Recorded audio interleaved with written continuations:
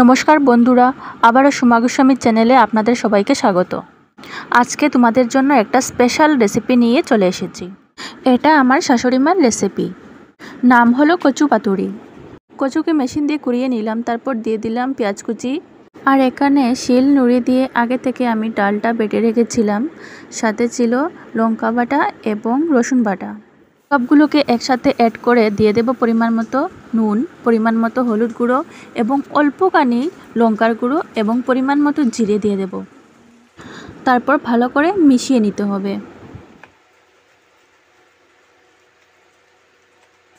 বন্ধুরা, তোমরা হাত দিয়ে মেশাবে না, হাতে চুলকাতে পারে, তাই তোমরা হাতা বা গ্লাভস ইউজ করতে পারো।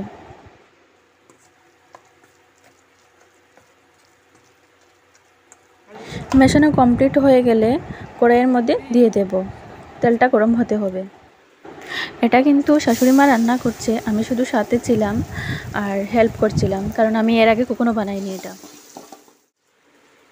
তারপর এইভাবে রাউন্ড শেপ করে একদম লো স্টিম দিয়ে প্রায় আধা ঘন্টার জন্য ঢেকে রেখে দিতে হবে।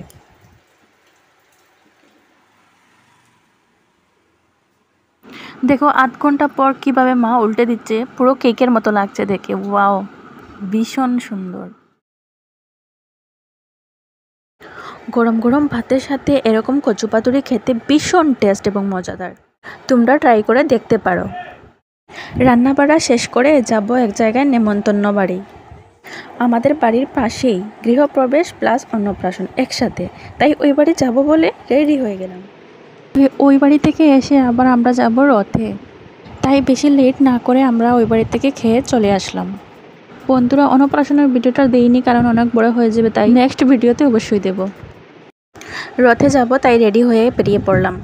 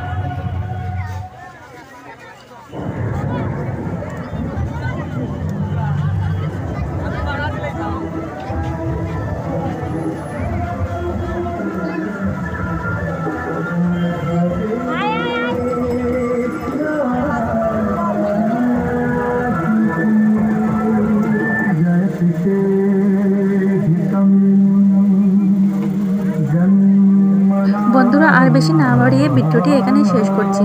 ভিডিওটি ভালো লাগলে লাইক শেয়ার কমেন্ট করতে ভুলবে না কিন্তু। চলো টাটা, থ্যাঙ্কস ফর ওয়াচিং।